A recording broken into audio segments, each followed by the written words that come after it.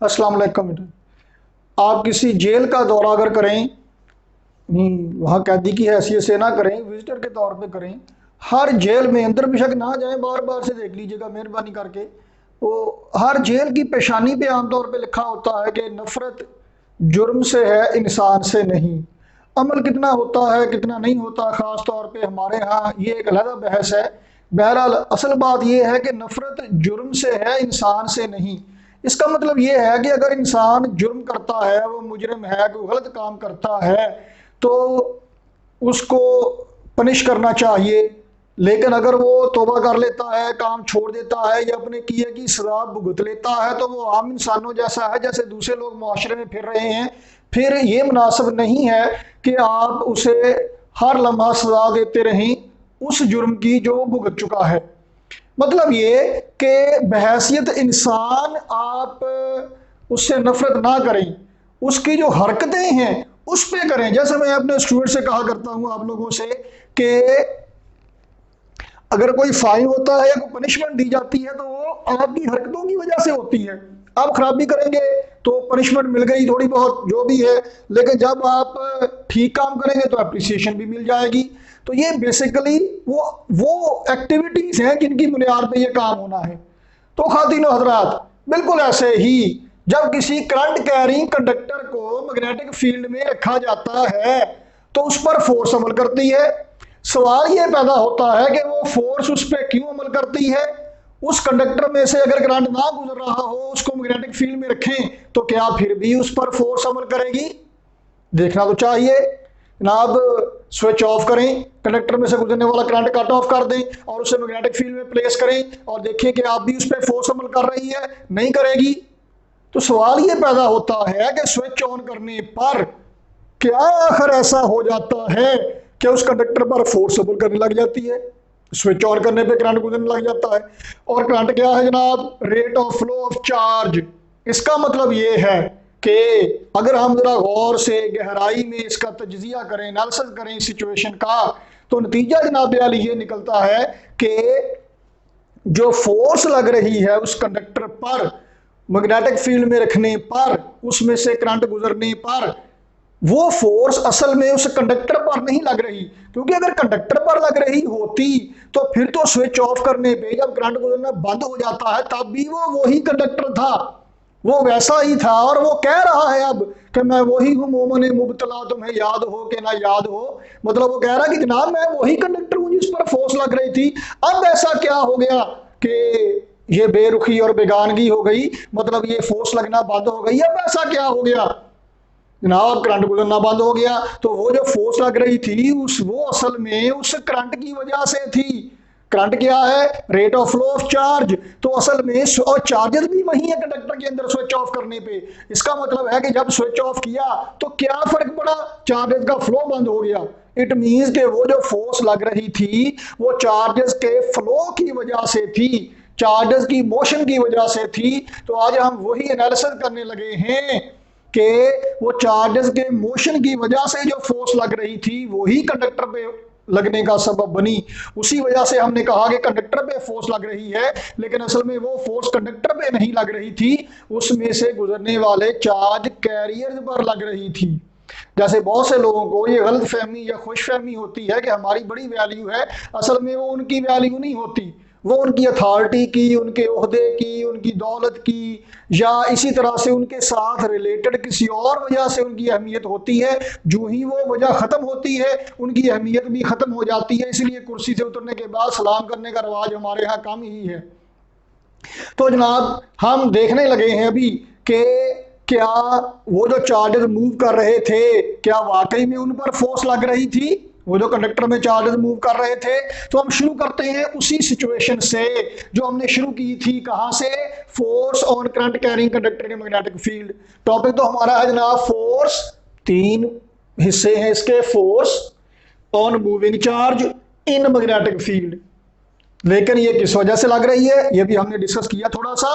तो हम वही सूरत हाल देखते हैं कि एक करंट कैरिंग कंडक्टर है जिसे मैग्नेटिक फील्ड में रखा गया है। अब हमने उस कंडक्टर को थोड़ा बड़ा कर लिया, उसका सेगमेंट, उसका पीस जरा बड़ा किया ताकि देखना जरा आसान हो जाए। ये जो ब्लू कलर से बना हुआ है जनाब, ये कंडक्टर है, ये वायर है, ये वायर है जनाब, ये देखिए, ये वायर है जिसमें से करंट गुजर रहा है। ये वही है जो सेकंड लेक्चर में था, जो सेकंड वीडियो में था इस चैप्टर की, force on current carrying conductor placed in magnetic field. ये वही कंडक्टर है, एल इसकी लेंथ है, वही इफेक्टिव लेंथ जहां से करंट गुजर रहा है, ए इसका क्रॉस सेक्शन एरिया है, और करंट गुजर रहा है इसमें स्टेडली, करंट गुजर रहा है स्टेडली, यूनिफॉर्मली। इसका मतलब ये है कि rate of flow of charge uniform है। करंट का फॉर्मूला क्या है, I is equal to delta Q delta T. अगर करंट यूनिफॉर्म है इसका मतलब है ये है कि हर इक्वल इंटरवल ऑफ टाइम में डेल्टा क्यू टोटल चार्ज जो उसमें से गुजर रहा है वो यूनिफॉर्म है, स्टेबल है, कांस्टेंट है। इसका मतलब ये है कि अगर एक सेकंड में 10 चार्ज कैरियर गुजरते हैं, हर एक चार्ज कैरियर पे चार्ज है क्यू। अगर एक सेकंड में 10 चार्ज कैरियर गुजरते हैं तो हर 10 सेकंड में, सॉरी, हर एक सेकंड में 10 चार्ज कैरियर गुजरते हैं तो हर एक सेकंड में 10 चार्ज कैरियर ही गुजरेंगे। इसका मतलब यह है कि in equal interval of time जो चार्ज इसमें से गुजर रहा है वो यूनिफॉर्म है, कांस्टेंट है। इसका मतलब यह है कि हर एक सेकंड में इसकी लेफ्ट साइड से 10 चार्ज कैरियर एंटर होते हैं और राइट साइड से 10 चार्ज कैरियर ही बाहर निकल जाते हैं। इसका मतलब यह है कि at any instant of time, किसी भी लम्हे पर, किसी भी इंस्टेंट पर इसके अंदर जो नंबर ऑफ चार्ज कैरियर हैं वो यूनिफॉर्म है, स्टेबल है, कांस्टेंट है जी। ये बात तो तय हो गई क्योंकि करंट स्टडी है, तो इस बात से हम इस नतीजे पर पहुंचे। तो जनाब इस कंडक्टर का वॉल्यूम कितना है? वॉल्यूम क्या होता है बेटा जी? लंबाई, चौड़ाई, गहराई। ये कंडक्टर है, लंबाई है इसकी एल, चौड़ाई गहराई जनाब ये हो गई एरिया। तो वॉल्यूम क्या होगा? Area, cross section area multiplied by its length. तो जनाब वॉल्यूम ऑफ कंडक्टर कितना है? कंडक्टर का वॉल्यूम कैपिटल वी, यहाँ पे एक वी वेलोसिटी के लिए होगा, एक वॉल्यूम के लिए होगा। ध्यान रखना है, वॉल्यूम के लिए बड़ा सारा वी और वेलोसिटी के लिए छोटा सारा वी। तो वॉल्यूम ऑफ कंडक्टर, इसलिए मैंने VOL से वॉल्यूम लिखा है ताकि कंफ्यूजन ना रहे। वॉल्यूम ऑफ कंडक्टर है जनाब V is equal to AL, area into length, cross section area A, length conductor की है जनाब L। तो जनाब किसी भी करंट गुजर रहा है लेकिन किसी भी इंस्टेंट पर, किसी भी लम्हे पर इसके अंदर number of charge carriers per unit volume, number of charge carriers, charge carrier की तादाद पर यूनिट वॉल्यूम, ये डेंसिटी बनेगी, स्मॉल n से लिखा जाएगा, capital N total number of charge career divided by volume, number of charge carriers per unit volume, volume है AL। तो कैपिटल N ओवर AL क्या हुआ? Number of charge carriers per unit volume, number of charge carriers per unit volume. तो total number of charge carriers कितने हुए? N इधर रखें, AL इधर ले जाइए। Total number of charge carriers हैं जी NaL। याद रखना है बेटा जी इसे, total number of charge carriers NaL हैं। ये किसी भी वक्त इस कंडक्टर के अंदर मौजूद हैं, किसी भी वक्त आप इन्हें देख सकते हैं या गिनती कर सकते हैं। चलिए, तो total number of charge carriers at any instant inside the conductor is या आर NaL। चलो जी ओके। हर एक चार्ज कैरियर पर चार्ज कितना हुआ? Q। हर एक चार्ज कैरियर पर चार्ज है जनाब Q चार्ज है हर एक चार्ज कैरियर पर। ओके जी। तो उसके बाद जी टोटल चार्ज कितना हुआ? एक चार्ज कैरियर पर चार्ज है Q, N चार्ज कैरियर पर चार्ज कितना हुआ? NQ। ये टोटल चार्ज है डेल्टा Q इन कूलम चार्ज NQ। तो डेल्टा Q किसके बराबर आ गया? N की जगह पे बेटा जी लिखेंगे NaL। क्या लिखेंगे? NaL। तो टोटल चार्ज कितना हुआ? NaLQ। इसे चार्ज द्वारी में कर दें, इसकी जरूरत पड़ेगी। करंट क्या होता है? Rate of flow of charge delta Q over delta T। इसे इक्वेशन 1 का नाम दे लिया। अब चार्ज कैरियर जो यहाँ से गुजर रहे हैं, चूंकि करंट स्टेबल है, चार्ज कैरियर यूनिफॉर्म वेलोसिटी से मूव कर रहे हैं और यूनिफॉर्म वेलोसिटी के लिए फॉर्मूला हमारे पास सिंपल सा है, S is equal to VT। यहाँ पे S कितना है? S की जगह पे L इक्वल टू वेलोसिटी कितनी है हर एक चार्ज कैरियर की? V। और सबकी एक जैसी ही है क्योंकि स्टेबल है।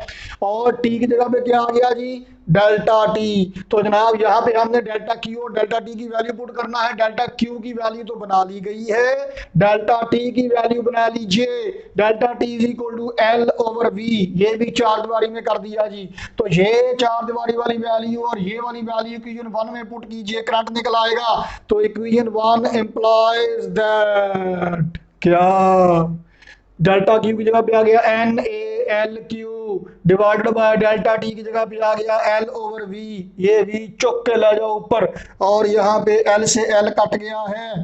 तो क्या बना जनाब, करंट कितना हो गया, एन ए वी क्यू या एन ए क्यू वी, जैसे भी आप कह लीजिए। ये जनाब वाली करंट है जो यहाँ से गुजर रहा है इस कंडक्टर से किसी भी इंस्टेंट पर। स्मॉल एन क्या है, number of charge carriers per unit volume, A area of cross section, V velocity of each carrier, और Q charge on each carrier. Okay जी, ये करंट हो गया जनाब। ये क्या है, ये कंडक्टर है जिसकी लेंथ एल है, करंट आई गुजर रहा है, मैग्नेटिक फील्ड में रखा हुआ है और उस पर फोर्स लग रही है। इस फोर्स का फॉर्मूला क्या है, आई एल क्रॉस बी। अब एहतियातन इसे हमने लिख दिया एफ एल। एफ एल का मतलब क्या है, एल लेंथ वाले कंडक्टर पर लगने वाली फोर्स। क्या है, एल लेंथ वाले कंडक्टर पर लगने वाली force, I L cross B. ना वाली आई करंट क्या है इसी में, ये उसी का force on current carrying conductor placed in magnetic field का ही एनालिसिस हो रहा है, मेरा डीप डाउन एनालिसिस हो रहा है। तो आई की जगह बेटा जी लिखा जाएगा N A V Q, N A V Q, और ब्रैकेट के अंदर आ गया एल क्रॉस बी। इक्वेशन 2 का नाम दे लीजिए। चलिए यहां से अब हम थोड़ा सा काम करते हैं। वी वेलोसिटी है जी चार्ज कैरियर्स की, और एल लेंथ जो वेक्टर के तौर पे थी वहां पे वी एल, एल वेक्टर है, इसके हिस्से करके लिख लीजिए, टोटे कर दीजिए जरा, मैग्नीट्यूड अलग से और यूनिट वेक्टर अलग से। ओके जी जनाब आली, तो वी एल की मैग्नीट्यूड और एल यूनिट वेक्टर आ गया। तो ये कोई मसला नहीं, तरतीब हम अगर पीछे अगर कर ले तो यूनिट वेक्टर को इधर लिख दिया, मैग्नीट्यूड को इधर लिख दिया, रीअरेंज किया है सिर्फ जरा अपनी सूरत के लिए, कन्वीनियंस के लिए। एल क्या है, यूनिट वेक्टर है किसका, लेंथ का। और लेंथ कौन सी सिमत में होती है, कंडक्टर की लेंथ उस सिमत में ली जाती है, कंसिडर की जाती है जिधर को करंट है। और करंट क्या है जनाब, करंट की सिमत कौन सी होती है, इधर को है करंट या इधर को है करंट, या इधर को है या इधर को है, जिधर को चार्ज कैरियर मूव कर रहे होंगे, जिधर को चार्ज कैरियर मूव कर रहे होंगे करंट उधर को होगा, जिधर को चार्ज कैरियर मूव कर रहे होंगे करंट उधर को होगा जी, उस सिमत में करंट होगा। तो इसका मतलब ये है कि चार्ज कैरियर मूव कर रहे हैं किधर को, जिधर को उनकी वेलोसिटी है। इसका मतलब है कि करंट उस सिमत में है जिस सिमत में वेलोसिटी है, और करंट उस सिमत में है जिस सिमत में लेंथ भी हम उधर को ही लेते हैं। इसका मतलब है कि चार्ज कैरियर की वेलोसिटी और कंडक्टर की length are taken in same direction. Conductor की लेंथ और चार्ज कैरियर की वेलोसिटी सेम डायरेक्शन में ली जाती है। चार्ज कैरियर ऐसे मूव कर रहे हैं, वेलोसिटी भी इधर को है, करंट भी इधर को है, लेंथ भी इधर को ही ली जा रही है। इसका मतलब ये है कि ये जो लेंथ का यूनिट वेक्टर है यहाँ पे, यूनिट वेक्टर का क्या पर्पस होता है, क्या काम होता है यूनिट वेक्टर का, इट रिप्रेजेंट्स ओनली डायरेक्शन। इसका मतलब ये हुआ कि हम यूनिट वेक्टर को रिप्लेस कर सकते हैं, किसी एक यूनिट वेक्टर को रिप्लेस कर सकते हैं किसी दूसरे यूनिट वेक्टर से जिसकी डायरेक्शन सेम हो। एक यूनिट वेक्टर को हम रिप्लेस कर सकते हैं किसी ऐसे यूनिट वेक्टर से जिसकी डायरेक्शन सेम हो। तो लेंथ की और वेलोसिटी की डायरेक्शन सेम है, एक बंदे को निकाल के उसकी जगह बिल्कुल वैसा ही दूसरा बंदा फिट कर दिया। लेंथ का यूनिट वेक्टर हमने रिप्लेस कर दिया वेलोसिटी के यूनिट वेक्टर से। देखिए जी यूनिट वेक्टर में न्यूमेरिकल वैल्यू या मैग्नीट्यूड का तो मसला है ही नहीं, सिर्फ डायरेक्शन होती है। तो इसकी जगह पे कोई भी ऐसा यूनिट वेक्टर लिखा जा सकता है जिसकी डायरेक्शन इसकी सिमत में हो और वेलोसिटी की डायरेक्शन इसकी सिमत में है। तो जनाब हमने लेंथ के यूनिट वेक्टर की जगह पे वेलोसिटी का यूनिट वेक्टर लिख दिया। तो अब यहाँ पे क्या हो गया, वेलोसिटी की मैग्नीट्यूड और साथ में यूनिट वेक्टर, वेलोसिटी की मैग्नीट्यूड और यूनिट वेक्टर को मिला के क्या बन गया जी, वेलोसिटी का वेक्टर। लो जी मोअज़्ज़ज़ खातिनो हजरात, हमने यहाँ पे वेलोसिटी का वेक्टर लिख दिया और लेंथ की मैग्नीट्यूड रह गई। इसका मतलब ये है कि वो जो यहाँ पे इक्वेशन नंबर 2 में था कि वेलोसिटी की मैग्नीट्यूड और लेंथ को वेक्टर फॉर्म में लिखा था, उसकी जगह पे हम रिप्लेस कर सकते हैं वेलोसिटी का वेक्टर और लेंथ की ओनली न्यूमेरिकल वैल्यू। वो जैसे रिले रेस में होता है ना कि बंदा दौड़, टीम में एक से ज्यादा प्लेयर दौड़ते हैं, एक बंदा दौड़ते हुए आता है, वो डंडा दूसरे को पकड़ाता है तो वो पीछे रह जाता है, वहां से वो टेक ओवर कर लेता है। तो यहाँ से लेंथ को वेक्टर के तौर पे कंसिडर करने की बजाय वेलोसिटी का वेक्टर उसकी जगह पे रिप्लेस कर दिया गया है, उसने टेक ओवर कर लिया है।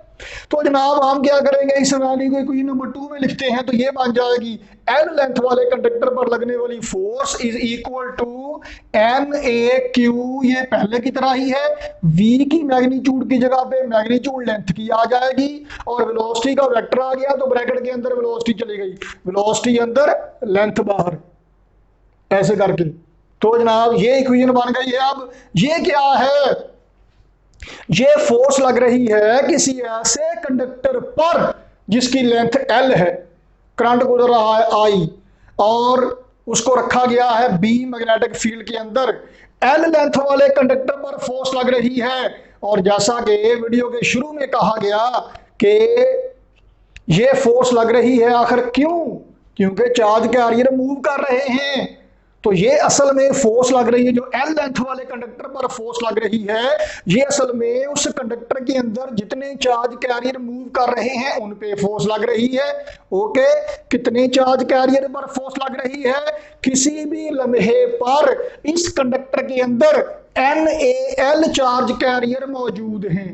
कोई यहां से जस्ट एंटर हुआ है, कोई बाहर निकलने वाला है, थोड़ी देर के बाद कोई और एंटर हो जाएगा, कोई और बाहर निकल जाएगा, लेकिन किसी भी लम्हे पर इसके अंदर NaL चार्ज कैरियर तादाद में मौजूद होंगे। इसका मतलब ये है कि ये जो फोर्स लग रही है एल लेंथ वाले कंडक्टर पर NaQL V क्रॉस B, ये फोर्स असल में उन तमाम चार्ज कैरियर्स पर लग रही है जो उस कंडक्टर के अंदर मौजूद हैं। और वो कितने चार्ज कैरियर हैं, NaL चार्ज कैरियर्स पर ये फोर्स लग रही है। वो जगह की कमी की वजह से सिर्फ चार्जेस लिखा है, एक ही बात है, charges, number of charge carriers. तो ये जो फोर्स लग रही है असल में ये NaL चार्ज कैरियर्स पर लग रही है। अगर 100 चार्ज कैरियर्स पर इतनी फोर्स लग रही हो तो एक चार्ज कैरियर पर कितनी फोर्स लगेगी, divided by 100, number of charge carrier से डिवाइड कर दीजिए। तो फोर्स ऑन ईच कैरियर वो क्या होगी, F is equal to FL over number of charge carrier से डिवाइड कर दी, NaL से डिवाइड कर दीजिए, NaQL over NaL into V cross B। मोअज़्ज़ज़ खातिनो हजरात, पेश खिदमत है नया फॉर्मूला NaL कट गए, बाकी क्या बचा, force on each charge carrier having charge Q, F equal Q V cross B। याद कीजिए फर्स्ट ईयर में, सेकंड चैप्टर में, क्रॉस प्रोडक्ट वाले टॉपिक में F equal to IL cross B, F equal to Q V cross B cross product की examples में आपको लिखवाया गया। तो ये F equal to Q V cross B, ये फोर्स निकल आई है हर एक चार्ज पे। Q चार्ज वाला पार्टिकल V वेलोसिटी से B मैग्नेटिक फील्ड में मूव करेगा तो उस पर फोर्स लगेगी इतनी, कहीं नहीं लिखा हुआ कि यहाँ पे कंडक्टर भी है। इसका मतलब है कि कोई भी चार्ज पार्टिकल, कोई भी चार्ज जब मैग्नेटिक फील्ड में मूव करेगा तो उस पर फोर्स अमल करेगी। अब चाहे वो कंडक्टर के अंदर हो चाहे वो बाहर हो, यहां से कोई चार्ज पार्टिकल गुजरता हुआ जाएगा, अगर यहाँ पे मैग्नेटिक फील्ड है तो उस पर फोर्स अमल करेगी, उस पर फोर्स लगेगी। ये फोर्स इस फॉर्मूला से मालूम की जा सकती है। और इस फोर्स की डायरेक्शन मालूम करने का क्या तरीका है जनाब आली, दो तरीके हैं इस फोर्स की डायरेक्शन मालूम करने के लिए। एक तो है राइट हैंड पाम रूल, ये पहले भी हमने F equal to IL cross B में भी ये डिस्कस किया था। क्या है, इसके लिए रिवाइज करते हैं एक दफा फिर से। उंगलियां रिप्रेजेंट करती हैं किसको, मैग्नेटिक फील्ड को, हथेली फोर्स को, और अंगूठा करंट की डायरेक्शन को यानी लेंथ की डायरेक्शन को, करंट लेंथ एक ही डायरेक्शन में होंगे, ये करंट यानी लेंथ, ये मैग्नेटिक फील्ड, और इधर को फोर्स लगेगी। तो अब आप देखें इस फॉर्मूला को और इस फॉर्मूला को कंपेयर करें, एफ की जगह पे एफ है, बाकी आई है, क्यू है, ये तो इसका तो डायरेक्शन में रोल नहीं है ये राइट हैंड पाम रूल में। बी की जगह पे बी आ गया, लेंथ की जगह पे वेलोसिटी आ गई। देखिए याद कीजिए हमने क्या किया अभी थोड़ी देर पहले, लेंथ की डायरेक्शन की बजाय वेलोसिटी की डायरेक्शन डाल ली है। तो अब इस राइट हैंड पाम रूल में जिस्म का जो हिस्सा लेंथ की डायरेक्शन जाहिर करता था वह वेलोसिटी की डायरेक्शन जाहिर करेगा। अंगूठा, magnetic field, B, velocity, force. तो जनाब यहां देखिए मैग्नेटिक फील्ड है ऊपर को, मैग्नेटिक फील्ड ऊपर को, चार्ज कैरियर की वेलोसिटी ऐसे, तो फोर्स किधर को लगेगी, आपकी तरफ को, ऐसे करके फोर्स लगेगी। अगर पॉजिटिव चार्ज है तो मैग्नेटिक फील्ड, वेलोसिटी और फोर्स, नेगेटिव चार्ज पर फोर्स लगेगी उसके अपोजिट डायरेक्शन में। तो नेगेटिव चार्ज के लिए क्या करेंगे, मैग्नेटिक फील्ड, वेलोसिटी, फोर्स हथेली के उल्टी सिमत में। इसका मतलब है कि अगर इधर से दो चार्ज पार्टिकल आ रहे हों, एक पॉजिटिव और एक नेगेटिव, मैग्नेटिक फील्ड रीजन में है ऐसे नीचे से ऊपर को, वेलोसिटी इधर को है, तो पॉजिटिव चार्ज वाला पार्टिकल जाएगा हथेली की सिमत में ऐसे इधर को, और नेगेटिव चार्ज वाला जाएगा इधर को। तो उनकी डिफ्लेक्शन की वजह से आप चेक कर सकते हैं कि चार्ज कौन सा है, पॉजिटिव चार्ज है या नेगेटिव चार्ज है। तो नेगेटिव चार्ज के लिए फिर माइनस में लिखेंगे, और जैसा कि आप देख सकते हैं, देख रहे हैं, आई होप के देख रहे होंगे कि नेगेटिव चार्ज के लिए फोर्स की डायरेक्शन रिवर्स हो जाती है। तो जनाब जब चार्ज पार्टिकल मैग्नेटिक फील्ड में एंटर होगा v वेलोसिटी से, तो उस पर फोर्स अमल करेगी। तो चार्ज की नेचर को मालूम करने के लिए भी ये तरीका हमारे पास मौजूद है। ये तो एक तरीका हो गया चार्ज की डायरेक्शन मालूम करने के लिए, राइट हैंड पाम रूल, हम इसी से मालूम किया करेंगे, यही आपने याद रखना है। दूसरा तरीका कौन सा है भला, याद कीजिए, क्या आ रहा है आपके जहन में, क्रॉस प्रोडक्ट। क्रॉस प्रोडक्ट में राइट हैंड रूल क्या होता है, रिजल्टेंट वेक्टर की डायरेक्शन मालूम करने के लिए ऐसे याद कीजिए, फर्स्ट ईयर में सेकंड चैप्टर में पढ़ा हुआ है आपने। क्या करना है, उंगलियां कर्ल करना है पहले से दूसरे वेक्टर की तरफ थ्रू द स्मॉलर एंगल, और अंगूठा बताएगा रिजल्टेंट वेक्टर की डायरेक्शन को। अभी हम सिचुएशन बनाते हैं यहाँ पे, और देखिएगा जरा, देखें जी जनाब अली, ये आपकी बुक में पेज नंबर 65 पे साइड बार में डायग्राम बनी हुई है, मैंने वही बनाई है। देखें जरा, मैग्नेटिक फील्ड है ऐसे, वेलोसिटी है चार्ज कैरियर की, पॉजिटिव चार्ज वाला कैरियर है, v वेलोसिटी से ऐसे एंटर होता है, तो फोर्स किधर को लगेगी, आपकी सिमत में ऐसे, ऐसे देखें 3D मूवी में ऐसे होता है ऐसे। तो जनाब फोर्स लगेगी इस सिमत को, ये तो आपने राइट हैंड पाम रूल से मालूम कर लिया। क्रॉस प्रोडक्ट से कैसे मालूम करेंगे, फॉर्मूला होता है F is equal to Q V cross B. Okay जी, तो V से B की तरफ, वेलोसिटी से मैग्नेटिक फील्ड की तरफ उंगलियां मोड़िए, पहले से दूसरे वेक्टर की तरफ उंगलियां मोड़ेंगे, लेकिन याद रखें शर्त क्या है, थ्रू द स्मॉलर एंगल। ठीक है, लेकिन एंगल कैसे मालूम करेंगे, दोनों वेक्टर्स को कॉमन ओरिजिन पे लेके आए, वेलोसिटी ऐसे है, वेलोसिटी का वेक्टर यहाँ पे ड्रा कर लीजिए ऐसे, मैग्नेटिक फील्ड का वेक्टर ये बन गया है, ये इनका ओरिजिन कॉमन आ गया।